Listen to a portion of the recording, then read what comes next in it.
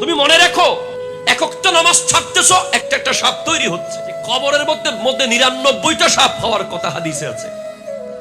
আপনার বাসার বেডরুমে যদি 2টা সাপ ছেড়ে দিই রাত্রে অন্ধকারে, এত বড় বেডরুমে সারা রাত 2টা সাপ আপনার সাথে থাকবে, মারতেও পারবেন না, বেরও করতে পারবেন না।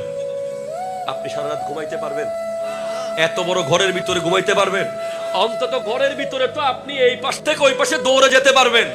সাপ এদিক থেকে আসলে ওইদিকে যাবেন, এদিক থেকে আসলে ওইদিকে যাবেন। কিছুক্ষণ সাপ থেকে বাঁচার সুযোগ আছে। দুই পাশ থেকে এসে গেলে আত্মবাঁচার সুযোগ নাই। যতটা গুনাহ হবে ততটা সাপ হবে, এটা মাথায় রাখবেন। যত ওয়াক্ত নামাজ ছাড়বেন ততটা সাপ কবরে তৈরি হবে, এটা মাথায় রাখবেন। সবগুলো সাইজ একই রকম নাও হতে পারে, সবগুলো মিলিয়ে একটাই হতে পারে, সবগুলো সাইজ।